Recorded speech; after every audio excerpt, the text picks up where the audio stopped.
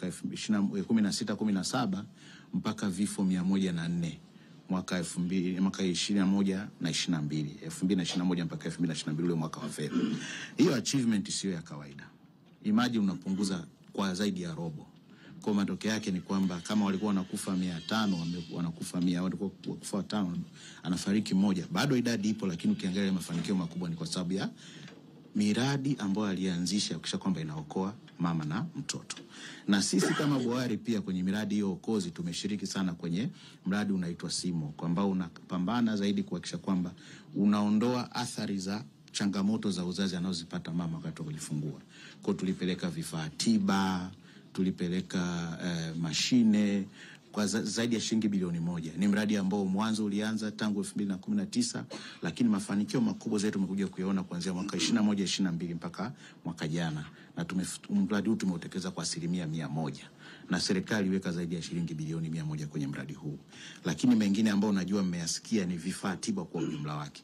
Katika kila kituo kipya kilichojengwa kuna vifaa tiba, kuanzia vitanda, mzani, mashine za kufulia, mortuary cabinet, lakini kikubwa zaidi vile kuna zile maeneo ambayo yaliboreshwa.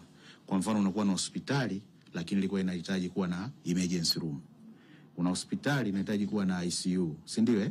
Unaboresha ile wodi ya uzazi. Katika ile eneo kwa hii miaka 4 MSD imepeleka bidhaa zaidi ya shilingi bilioni 376.6. Na hivi zinaangalia ultrasound, MRI, X-ray, vitu kama hivyo vyote ambavyo vinasaidia kuifanya ile unit ikae vizuri, patient monitor.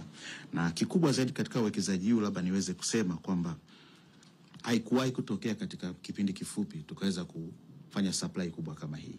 Na nitakuja kuonyesha hapo mbele unaonaje kwamba MSD imefanikiwa. Utaona kabisa kwenye eneo la mapato ya MSD na ukuaji wa MSD kibiashara.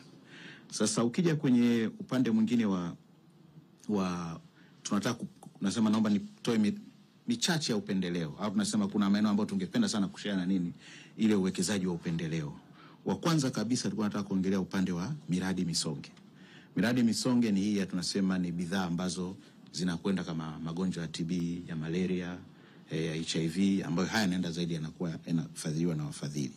Ukiangalia hapo utaona kwamba kwa mwaka katika hii kipindi kifupi ambacho tumeshiriki pamoja tumeongeza sana utekelezaji wetu na ufanisi wetu. Kwa mfano kuna tunaita round kwenye upande wa ufadhili. Kati ya kipindi cha 2021 mpaka 23 utekelezaji wetu ulikuwa umefikia 97% ya malengo. Na malengo haya ni kwamba yalikuwa ni kuhakikisha kwamba kila kifaa ambacho tulikuwa tulinunua, katika kusambaza tunasambaza, na ilikuwa ni ongezeko kubwa sana. Na maeneo mengine ya kujivunia pia ni swala la usambazaji wa vyandarua. Nafahamu katika jamii yetu tunapambana sana malaria.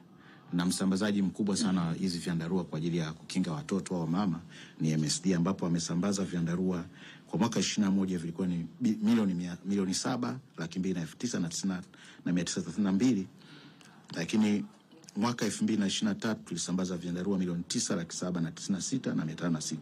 Kwa tuliongezeka unaona kabisa kwa zaidi ya 30%. Tulivuka lengo kwa tulivuka vile vya mwaka utangulia kufika kwa 36%. Naomba kidogo tu niwagusie kwenye ile swala la vifaa tiba. Kidogo tu. Yaani kwa sababu naona ni eneo ambalo tutakuwa tujivune sana. Kwenye vifaa tiba ukiangalia mwaka 2018 maana imetaja figa bilioni 390 na kitu. 2021 tulisambaza vifaa tiba vya bilioni 18 tu. 2022 kwenda 23 tukasambaza vifaa vya bilioni 56.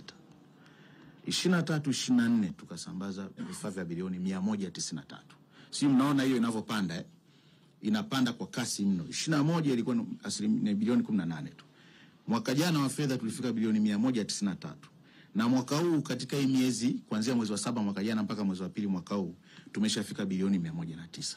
Kwa unaona kwamba mpaka tunafika mwezi wa 6 tutakuwa napo tuko juu sana. Haya mafanikio yanatokana na uwekezaji wa serikali.